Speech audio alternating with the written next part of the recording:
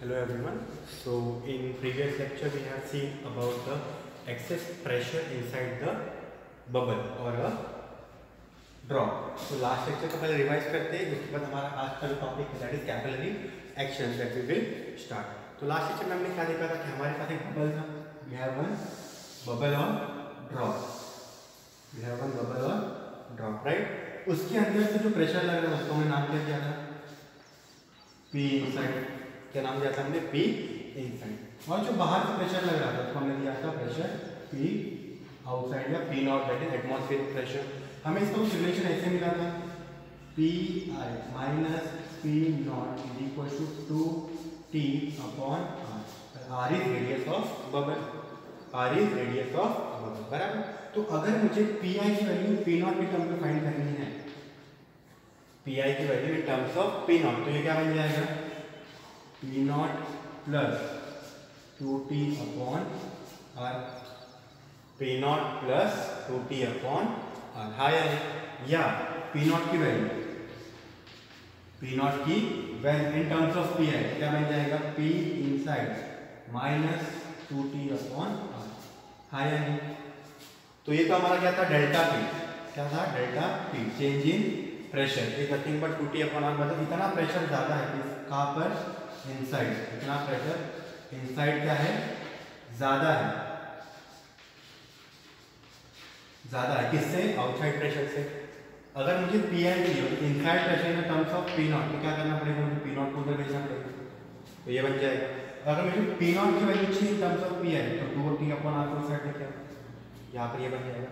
तो यहाँ पर अगर हम देखें, यहाँ पर अगर हम नोटिस करें, तो यहाँ पर देखो, अगर मैं ये पार्ट कंसिडर करूँ, if I consider this part,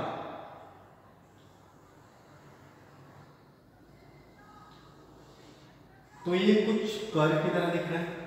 किसकी तरह दिख रहा है? कर्व. ये अंदर वाला पार्ट जो है ये कैसे दिख रहा है? हमने टाइप्स ऑफ मेनिस्कस पढ़े थे. क्या पढ़े थे हमने? Types of meniscus. तो ये हमारा कॉन्केव मेनिस्कस क्योंकि अंदर की तरफ है, और बाहर वाला मेनिस्कस कैसे दिख रहा है हमें? कॉन्वेक्स मेनिस्कस, बराबर.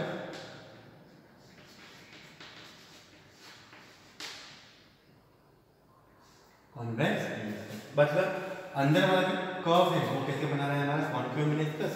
और बाहर वाला जो कर्व है वो कैसे बना रहा है हमारा? Convex meniscus. अब यहाँ से हमें पता चलता है क्या कि कॉन्केव मेनिस्कस मतलब जहाँ पर कॉन्केव मेनिस्कस बन रहा है उस साइड प्रेशर कितना है? बाहर के प्रेशर से. उस साइड प्रेशर कितना है? बाहर के प्रेशर से 2T प्लस R है, बराबर. इनसाइड प्रेशर बाहर के प्रेशर से 2T प्लस R क्या है? ज्यादा है, बराबर. क्या है? बाहर के प्रेशर से 2T प्लस R ज्यादा है. और यहाँ पर क्या लिख सकता हूँ मैं? इसका इक्वेशन क्या लिख सकता हूँ मैं? P naught is equal to अंदर के प्रेशर से कितना कम है?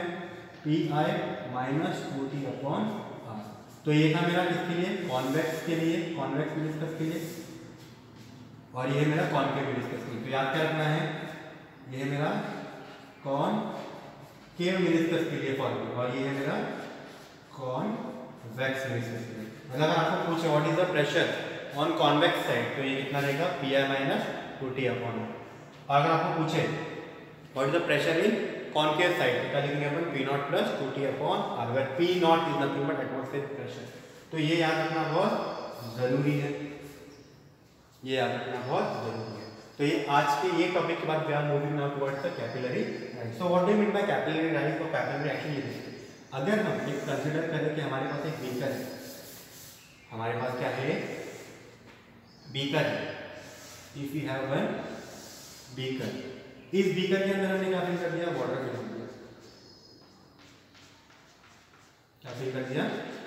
वाटर फिल कर दिया. कौन सा वाटर? इम्प्योर वाटर फिल कर दिया. जैसे ही मैं यहाँ क्या करूंगा?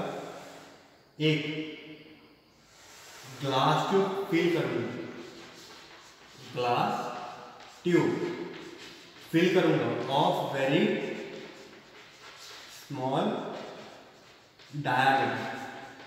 क्या कर दिया मैंने? डिप कर दिया. कौन सा? एक ग्लास ट्यूब फिल डिप किया जिसका डायमीटर क्या है? बहुत स्मॉल है, इसी को हम लोग कहते हैं कैपिलरी। इसी को हम लोग क्या कहते हैं? कैपिलरी। तो glass tube with very small diameter is said to be capillary. मतलब यहाँ पर मैंने क्या डिप किया है? कैपिलरी डिप किया। तो जैसे ही मैं वाटर के अंदर कैपिलरी डिप करूंगा तो मुझे दिखेगा कि यहाँ पर क्या हो रहा है? वाटर राइज हो रहा है। क्या हो रहा है? राइज हो रहा है। और ऊपर की तरफ से क्या बना रहा है हमारा? Concave meniscus. क्योंकि हमने देखा था जब हम एंगल ऑफ कांटेक्ट पढ़ रहे थे, impure water bags which meniscus? Convex meniscus, sorry concave meniscus. Similarly अगर मैं क्या महसूस करूं, अगर मेरे पास ये बीकर है, इसमें मैं मर्क्यूरी रखता हूं। क्या रखता हूं यहाँ पर मैं? मर्क्यूरी।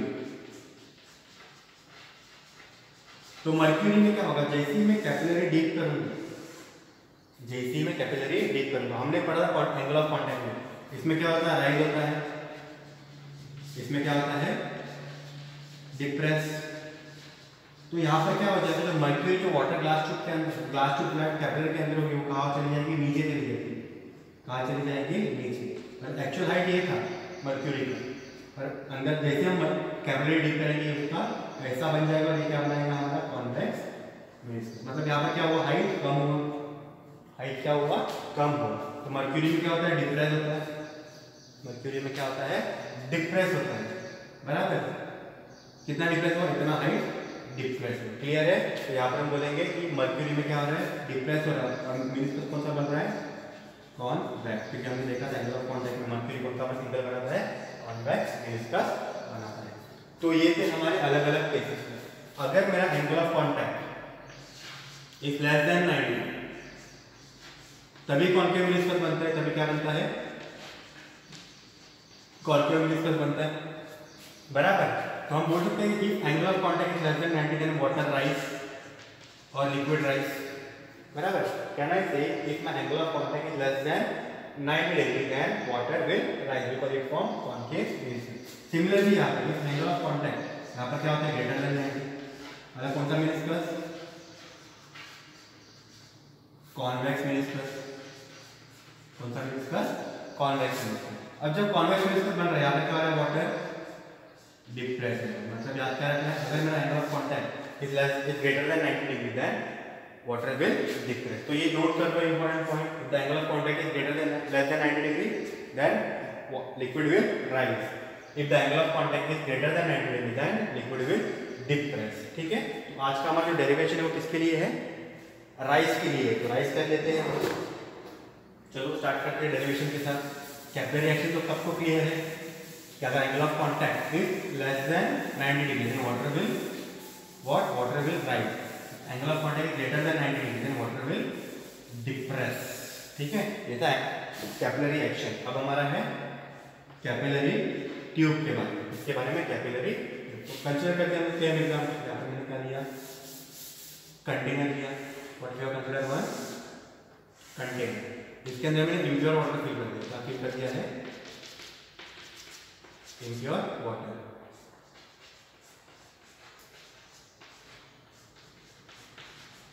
जैसे ही मैं इम्प्योर वाटर फिल करूंगा और जैसे ही मैं यहाँ पर क्या डिप कर रहा हूँ? I am dipping here the capillary with very small diameter. With very small diameter. तो हमने अभी देखा था क्या होता है इसमें? अगर वाटर है तो क्या होता है? राइज होता है। और यहाँ पर मेनिस्कस कैसे बनता है? कैसे बनता है? कॉन्केव मेनिस्कस बनता है। अब यहाँ पर ये समझने के लिए यहाँ पर मुझे बताओ यहाँ से कौन सा प्रेशर जो है? ऊपर की तरफ क्या है? कुछ नहीं, मतलब एयर। यहाँ पर जो प्रेशर लगेगा वो किसकी वजह से लगेगा? Atmospheric pressure. किसकी वजह से लगेगा? Atmospheric pressure. यहाँ पर मैं लिखता हूँ P0। हाँ या यहाँ पर मैं लिखता हूँ P0। अब मुझे बताओ इस कॉन्केव की तरफ क्या है? P0 pressure. कॉन्केव की तरफ क्या है? अभी जो कॉन्केव मैंने बनाया है यहाँ पर, ये कॉन्केव कुछ ऐसा है। कैसा है? ऐसा है। बराबर? तो कॉन्केव के ऊपर क्या है? P0। तो ये कॉन्केव है। बराबर? तो ये क्या बन जाएगा? कॉन्वेक्स। तो कॉन्वेक्स की तरफ देखा था हमने, क्या देखा था हमने? कॉन्वेक्स की तरफ प्रेशर क्या होता है? डिक्रीज होता है। कॉन्वेक्स की तरफ क्या होता है? प्रेशर डिक्रीज होता है। कितना? अंदर से -2 Ty। जितना प्रेशर कॉन्केव की तरफ से, उससे क्या माइनस करना है हमें, 2T/r माइनस करना है। इतना समझता है, जितना प्रेशर कॉन्केव की तरफ है, जितना प्रेशर कॉन्केव की तरफ है उससे क्या माइनस करना है, 2T/r माइनस करना। तभी आप लोगों को क्या मिलेगा, कॉन्वेक्स की तरफ का प्रेशर आया है, तभी हमें क्या मिलेगा, कॉन्वेक्स की तरफ का प्रेशर। अब यहाँ पर देखो कॉन्केव की तरफ कितना प्रेशर है, P0। जहाँ पर क्या था कॉन्केव की तरफ Pi, इसलिए मैंने क्या किया था Pi माइनस 2T अपॉन। यहाँ पर देखो कॉन्केव की तरफ क्या है प्रेशर, P0 है, क्या है P0। तो यहाँ पर क्या करना पड़ेगा मुझे, P0 minus 2T upon. Clear है सबको? यहाँ पर कॉन्केव की तरफ Pi था, इसलिए Pi माइनस 2T अपॉन आता है। यहाँ पर कॉन्केव की तरफ क्या है, P0, इसलिए ये क्या बन जाएगा बाहर का, P0 minus 2T upon r। तो इस पॉइंट पे प्रेशर कितना है, P0 minus 2T upon r, ये याद रखने के लिए। क्लियर है? तो यहाँ से हमें क्या मिल गया, यहाँ से प्रेशर मिल गया। मान लो ये जो हाइट राइज हो रहा है, हाइट राइज हो रहा है, ये h है, क्या है, h। हमने पढ़ा था जैसे जैसे हम लोग डेप्थ में जाएंगे, जैसे जैसे हम लोग कहाँ जाएंगे, डेप्थ में जाएंगे, वैसे वैसे क्या बढ़ता है, प्रेशर बढ़ता है, वैसे वैसे क्या बढ़ता है, प्रेशर बढ़ता है। इस पॉइंट पे ले तो पॉइंट x ले लिया मैंने, क्या ले लिया मैंने, पॉइंट x। तो प्रेशर x क्या बन जाएगा, हमने स्टार्टिंग में पढ़ा था प्रेशर के, शायद लेक्चर नंबर 2 में प्रेशर का फॉर्मूला क्या बन जाएगा, अपर प्रेशर। क्या बोला मैंने, अपर प्रेशर। अपर प्रेशर कितना है इस पॉइंट पे, P0 minus 2T upon r plus h rho g।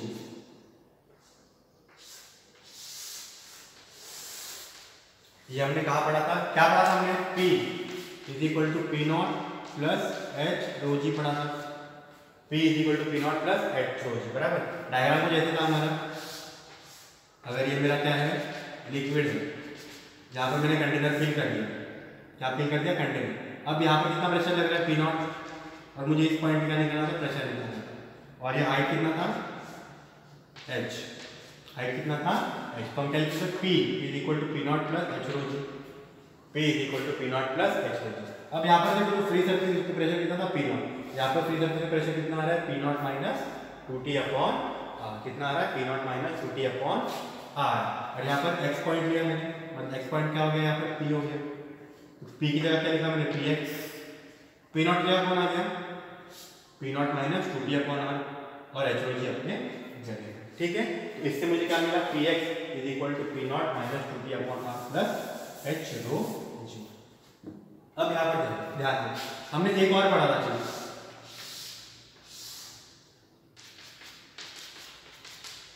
अगर हमारा कंटेनर जो है हॉरिजॉन्टल है और मुझे इस दो पॉइंट पे क्या निकालना है, प्रेशर निकालना है, और ये जो दोनों पॉइंट है एक लाइन में लाइज कर, if the both the points are lying in same point then the pressure at P1 will be equal to pressure at P2।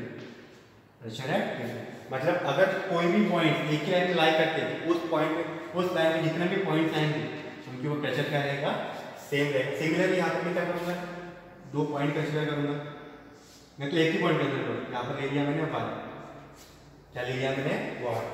अब यहाँ पर वाई क्या है, एयर से एक्सपोज है, Y is expose to air, तो यहाँ पर प्रेशर कितना आएगा, P0। यहाँ पर प्रेशर कितना आएगा, P0, क्योंकि it is expose to air. अब मुझे बताओ, क्या मैं बोल सकता हूँ pressure at Y will be equal to pressure at X? Yes, because both are in same line, both are in same line, right. तो यहाँ पर मुझे बताओ पी वाई कितना है, P Y point Y expose to air, तो ये बन जाएगा P0 is equal to, P X का प्रेशर हमने अभी निकाला था, P0 minus 2T upon r plus h rho g। P0 cancel, P0 cancel, बचा क्या, 2 माइनस 2T अपॉन r इस साइड आया तो क्या बन गया ये 2T upon r is equal to h rho g। What we have to find? We have to find the rise of water in the capillary। पानी कितने हाइट ऊपर गया है वो फाइंड करना है। तो क्या बन जाएगा, h को अगला रखो, ये क्या बन जाएगा हमारा, h is equal to 2T upon r rho g। अब यहाँ तक तो मिल गया हमें हाइट का, बट हमें r क्या है यहाँ पर, r is radius of curvature of meniscus. मतलब देखो अगर मैं यहाँ पर कंसीडर ये रफ कर देता हूँ,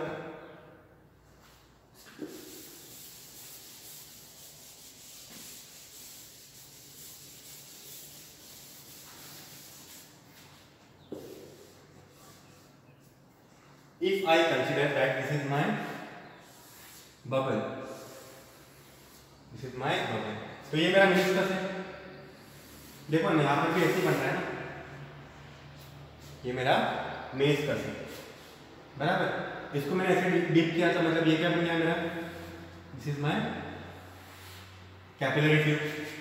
देखो मेनिस्कस ऐसे ही बन रहा है ना, ये कैपिलरी ट्यूब है और ये उसका मेनिस्कस है, हाँ या नहीं? तो ये हो गया उसका मेनिस्कस। मेनिस्कस ऐसे लिखेंगे, ये क्या है उसका मेनिस्कस बराबर। जो अपना आर है ना, R is nothing but radius of curvature of this meniscus. मतलब ये आर जो है ना वो ये है, जो हमने आर लिया है वो क्या है, radius of curvature of meniscus बराबर। वो तो हमें पता नहीं है क्योंकि मेनिस्कस का शेप इतना है तो हमें पता नहीं है, बट हमें पता है कि डायमीटर कितना है कैपिलरी का। We know the diameter of capillary, तो हम रेडियस फाइंड कर सकते हैं कैपिलरी का। We can find the radius of capillary. कैसे? देखो ये कैपिलरी है, मैंने इसी को क्या किया है, इसी फॉर्म को यहाँ पर जूम किया है, इसी फॉर्म को यहाँ पर क्या किया है मैंने, जूम किया है। ये कुछ ऐसे लिखेगा, ये मेनिस्कस था, ये कैपिलरी का, तो ये क्या बन गया, रेडियस ऑफ कर्वेचर मेनिस्कस का, हाँ या नहीं? अगर ये डायमीटर है तो रेडियस कितना बनेगा, इतना बनेगा इसका capillary. Small R is radius of capillary. क्या लिखता हूं मैं यहाँ पर, capital R is radius of meniscus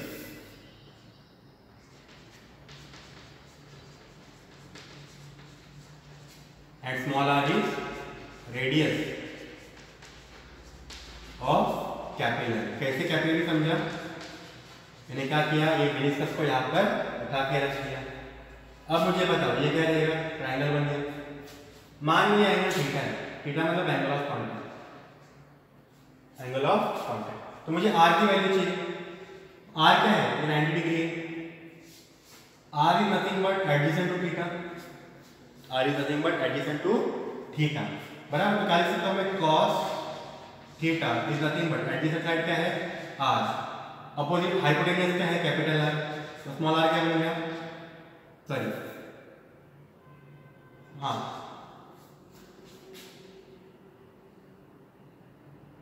हाँ कैपिटल आर क्या बन गया, आर अपॉन cos थीटा। अब मुझे रेडियस ऑफ कर्वेचर नहीं पता था, पर रेडियस ऑफ कैपिलरी पता है क्योंकि डायमीटर गिवन रहेगा आपको हमेशा।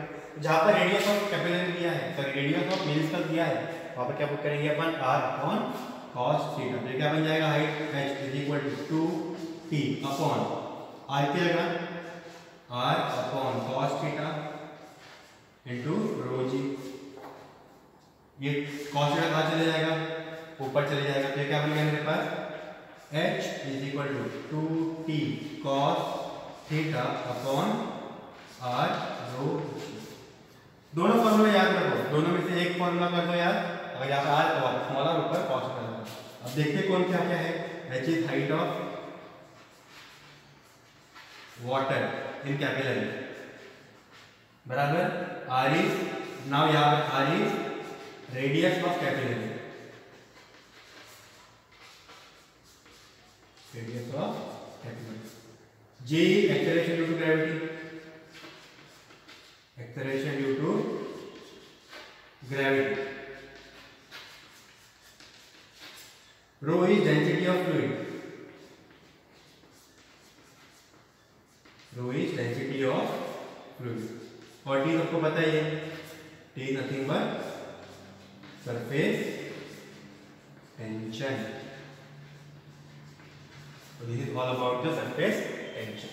ये फॉर्मूला कैसे आया सबको क्लियर है, कैसे आया, जैसे हमने बबल में देखा था कि, सॉरी ये फॉर्मूला कैसे आया, जैसे हमने हाइट में देखा था, ठीक है। ये फॉर्मूला कैसे आया, यूजिंग द बबल फॉर्मूला, कि कॉन्वेक्स साइड कॉन्केव साइड से कितना प्रेशर कम होता है, 2t अपॉन r प्रेशर कम होता है। क्लियर है, this is about the capillary action, ठीक है। तो ड्यू विद दिस टॉपिक हमारा जो कंसेप्ट है, हमने स्टार्टिंग में बात की थी that this mechanical properties of fluid are divided into 3 parts. First static, second is thermodynamics, surface tension, and third is thermal dynamics, right या फ्लूइड डायनामिक्स। तो हमने first that is static fluid and इसी के हमारा surface tension topic खत्म हो गया है। नेक्स्ट लेक्चर में we will study about the fluid dynamics. Okay.